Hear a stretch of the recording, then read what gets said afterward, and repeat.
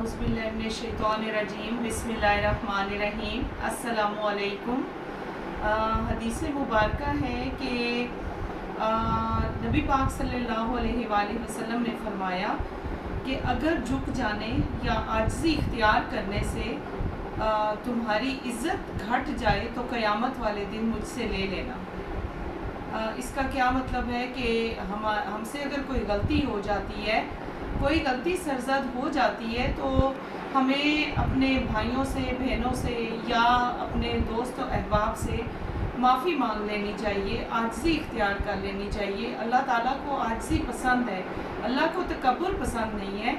तो खुदा के लिए अपने अंदर आजिज़ी पैदा करें, अपने अंदर इनकसारी पैदा करें। यही बातें अल्लाह पाक को पसंद है और उसके हबीब को, और माफ़ कर देना चाहिए।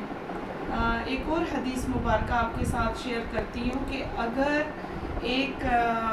जिस आदमी ने सुस्ती करते हुए, जुमातुल मुबारक के हिसाब से बात कर रही हूँ, आज जुमातुल मुबारक है, कि जिस आदमी ने सुस्ती करते हुए 3 जुम्मे छोड़ दिए, जुम्मा की नमाज नहीं पढ़ी, तो वो अल्लाह ताला ने उसके दिल पर नफाक की मोहर लगा दी है, यानी कि वो मुनाफिक हो जाता है। नफाक की मोहर लगाने से क्या मुराद है कि वो मुनाफिक हो जाएगा।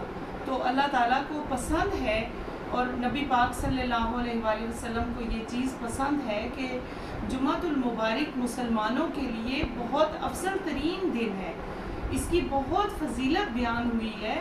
तो जुमातुल मुबारक को आपको सबसे इम्पोर्टेंस जो नबी पाक ने दी इस लिहाज से कि वो खैर व बरकत वाला दिन है। बाकी दिनों को भी बहुत फजीलत और अहमियत है, लेकिन जुमातुल मुबारक को ज़्यादा अहमियत दी गई है। और मुसलमानों को चाहिए कि वो अपने तमाम कामों को छोड़कर जुमा की नमाज अदा करें, अल्लाह पाक के हाँ सरबसजूद हो जाया करें।